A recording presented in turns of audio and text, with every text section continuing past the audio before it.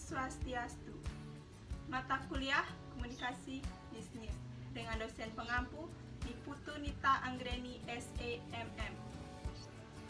Kami dari kelompok 1 yang beranggotakan Dedek Giri Hendrawan absen 1, Dewayu Putusri Oktaviani absen 2, dan Dewa Gede Agung Arto Swikara Putra absen 3. Materi yang akan kami jelaskan yaitu presentasi bisnis. Yang pertama, tujuan presentasi bisnis. Yang kedua, persiapan presentasi bisnis. Yang ketiga, alat bantu presentasi bisnis. Yang keempat, analisis audiens. Yang kelima, analisis bahasa tubuh. Yang keenam, peninjauan lokasi. Yang ketujuh, percaya diri. Yang ke-8, berlatih presentasi bisnis.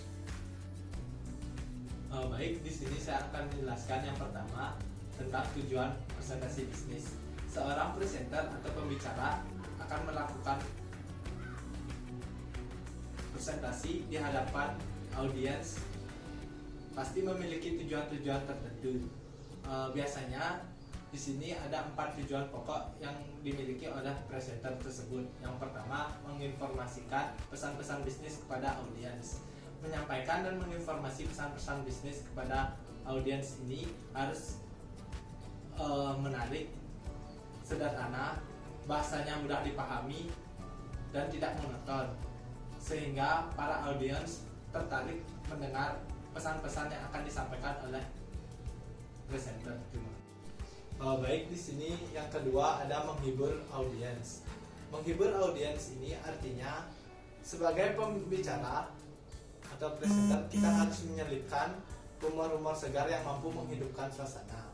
Lalu yang ketiga ada menyentuh emosi audiens. Menyentuh emosi audiens ini biasanya dilakukan oleh para presenter yang sudah berpengalaman yang dapat menyentuh emosi audiens.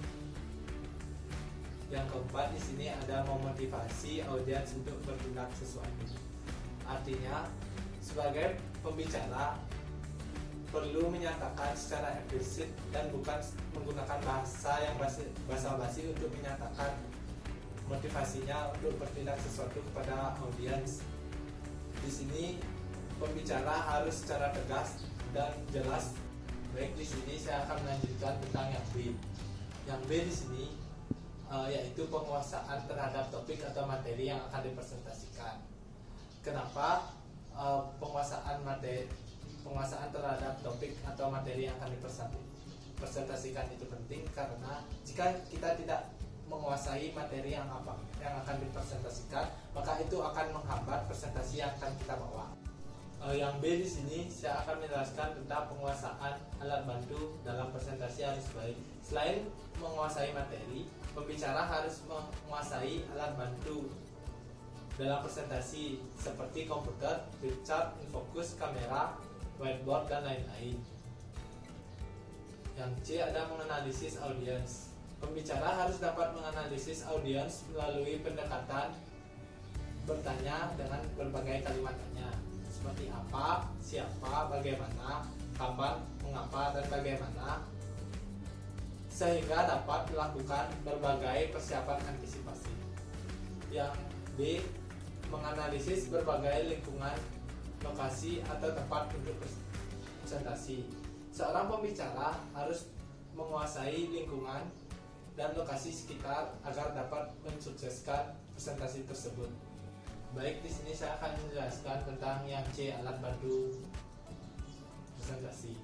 Alat bantu presentasi di sini ada banyak. Yang pertama ada whiteboard atau blackboard yang sudah jarang digunakan karena cukup kuno dan memiliki keunggulan.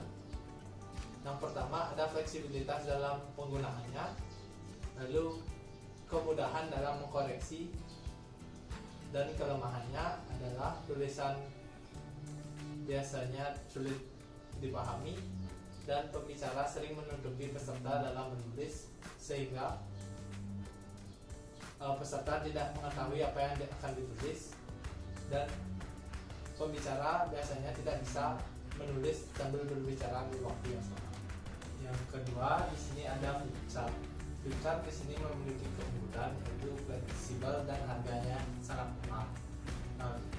Kelemahannya itu adanya keterbatasan tulisan tangan dari pembicara. Lalu yang ketiga transparansi overhead project atau TOP. Memiliki keunggulan cepat dan harganya yang murah jika menggunakan fotokopi. Kelemahannya kualitas transparansinya kurang bagus. Lalu yang keempat ada slide.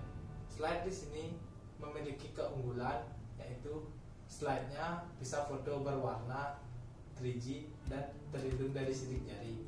Kelemahannya itu harganya cukup mahal. Lalu ada papan tulis elektronik, memiliki keunggulan yaitu fleksibilitas dan mudah dibawa kemana-mana. Lalu kelemahannya pembicara sering menutupi pembaca saat menulis hingga pembaca tidak mengetahui apa yang akan ditulis. Lalu di sini ada video kaset record. Video kaset record ini memiliki keunggulan yaitu sangat praktis. Lalu kelemahannya itu kualitas tampilan rendah jika berada di layar yang lebar. Analisis audiens. Analisis audiens perlu dilakukan secara tepat oleh seorang pembicara agar pesan yang disampaikan dapat semaksimal mungkin. Oleh karena itu, dalam menganalisis audiens, seorang pembicara harus mampu menjawab 6 pertanyaan mendasar. Siapa audiensnya? Analisis ini berkaitan dengan kepada siapa seseorang berbicara. Semakin banyak informasi yang didapat oleh para audiens, maka semakin mudah untuk melakukan presentasi secara tepat. Yang kedua, apa yang diinginkan audiens? Dalam memahami apa yang menjadi harapan audiens, seorang pembicara akan berupaya melakukan presentasi semaksimal mungkin agar nantinya dapat memuaskan keinginan audiensnya. Yang ketiga, di mana melakukan presentasi. Pemahaman terhadap tempat presentasi akan membantu pembicara untuk menyusun strategi yang tepat. Misalnya, apakah presentasi dilakukan di desa atau di kota? Apakah presentasi dilakukan di ruangan ber-AC atau tidak? Apakah presentasi dilakukan sesudah atau sebelum makan? Dan apakah presentasi menggunakan podium, meja, atau gaya panggung? Yang keempat, kapan melakukan presentasi? Dengan mengetahui kapan seseorang melakukan presentasi, paling tidak ia akan menyusun strategi atau trik-trik yang tepat untuk melakukan presentasinya tersebut. Yang kelima, mengapa melakukan presentasi? Seorang pembicara harus tahu tujuan ia melakukan presentasi. Misalkan, apakah untuk menyampaikan informasi yang penting kepada audiens atau mungkin memperkenalkan strategi pemasaran barunya. Bagaimana melakukan presentasi? Dalam hal ini, pembicara harus mempunyai strategi presentasi yang baik dalam alat bantu yang digunakan, tata letak meja dan kursi, maupun teknik penyampaian atau menjawab pertanyaan dari audiens. Analisis bahasa tubuh. Gerakan tubuh atau bahasa tubuh yang dilakukan pembicara pada saat melakukan presentasi bisnis termasuk salah satu bentuk komunikasi nonverbal. Selanjutnya, adapun gerakan yang sering dilakukan pada saat presentasi bisnis, yaitu yang pertama, ekspresi wajah. Pada saat melakukan presentasi bisnis, seorang pembicara perlu berlatih bagaimana menampilkan ekspresi wajah untuk mengekspresikan kesenangan, kesedihan, dan kemarahan. Yang kedua, senyuman. Dalam presentasi bisnis, senyuman yang polos, tulus, dan tidak dibuat-buat dapat membuat penampilan lebih bersahabat atau juga bisa membangun hubungan yang lebih erat dengan audiens. Yang ketiga, kontak mata. Dalam melakukan presentasi bisnis, tataplah audiens secara merata untuk menunjukkan perhatian yang sama. Kontak mata yang baik akan membantu untuk menyampaikan pesan-pesan kepada audiens. Yang keempat, gerakan tangan. Gerakan tangan pada saat melakukan presentasi bisnis akan dapat membantu pembicara untuk lebih meyakinkan dan memperkuat topik bahasan tertentu. Yang kelima, gerakan bahu. Gerakan bahu pembicara pada saat melakukan presentasi bisnis bisa menunjukkan kepercayaan diri atau menyerah. Yang keenam, gerakan kepala. Gerakan kepala pada saat melakukan presentasi bisnis ini bisa menunjukkan sifat setuju atau menolak sesuatu. Presentasi bisnis dilakukan dengan cara duduk atau berdiri, di atas podium atau tanpa podium menghadap audiens. Nah, selain itu juga, presentasi bisnis juga dapat menggunakan alternatif lain yang terkesan santai dan rileks adalah posisi berdiri secara bebas menghadap audiens. Dengan posisi berdiri secara bebas, maka seorang pembicara akan dengan mudah mengekspresikan kemampuannya untuk menyampaikan pesan-pesan kepada para audiensnya. Materi selanjutnya yaitu peninjauan lokasi. Peninjauan lokasi penting dilakukan oleh pembicara sebelum memulai presentasi bisnis. Tujuan dari dilakukannya peninjauan lokasi yaitu agar pembicara mengetahui tata letak audiens, lokasi podium, dan mengetahui di mana letak alat pembantu saat melakukan presentasi agar tidak mengganggu para audiens. Baik, materi selanjutnya yaitu percaya diri. Salah satu faktor yang menyebabkan keberhasilan presentasi bisnis adalah adanya faktor percaya diri yang kuat dari pembicara. Pembicara yang tidak memiliki percaya diri yang kuat akan berdampak pada hasil presentasi bisnis yang asal-asalan sehingga tidak mencapai sasaran yang sesuai diinginkan. Ketidakpercayaan diri seorang pembicara dapat diekspresikan dalam berbagai sikap. Yang pertama, gemetar. Yang kedua, berbicara terputus-putus. Yang ketiga, mulut kering. Yang keempat, hidung tersumbat. Dan yang terakhir, tersengal-sengal. Materi selanjutnya yaitu berlatih presentasi bisnis. Berlatih presentasi bisnis dapat dilakukan dalam berbagai macam kegiatan di dalam organisasi bisnis, mulai dari lingkup kecil atau internal sampai lingkup publik yang luas yaitu eksternal.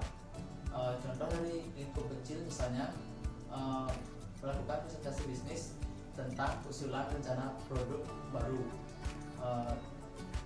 dan agar presentasi bisnis yang dilakukan oleh pembicara dapat mencapai sasaran yang baik, maka perlu diperhatikan beberapa hal sebagai berikut. Yang pertama, identifikasi audiens. Di samping apa posisi atau jabatan audiens, seorang pembicara perlu juga mengantisipasi apa yang diharapkan oleh audiens serta bagaimana solusinya. Pemahaman terhadap audiens secara tepat akan mempermudah pembicara dalam melakukan presentasi bisnis. Baik, yang kedua yaitu buatlah pokok-pokok pikiran presentasi bisnis. Dalam hal ini yang perlu diperhatikan dalam mempersiapkan poin-poin penting apa saja yang perlu disampaikan dalam presentasi bisnis.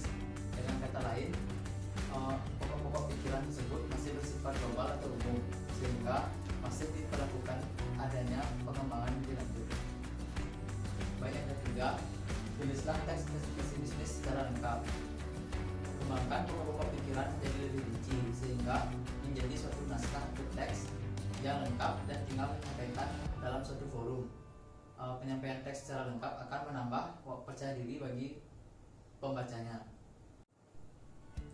Baik, yang keempat yaitu buatlah rangkuman teks presentasi bisnis ke dalam sub-sub judul. Rangkuman harus mencakup poin-poin penting yang ingin disampaikan dan dapat dikembangkan sampai pada sub-sub judul. Baik, yang kelima, tulislah ke dalam kartu ukuran kartu pos. Tuliskan poin-poin penting yang ingin disampaikan ke dalam kertas yang berukuran kartu pos. Hal ini dapat dilakukan khusus bagi mereka yang sudah berpengalaman dalam menyampaikan presentasi bisnis. Sekian presentasi dari kelompok kami. Mohon maaf jika ada kesalahan kata. Kami tutup dengan Parma Santi. Om Santi Santi Santi Om.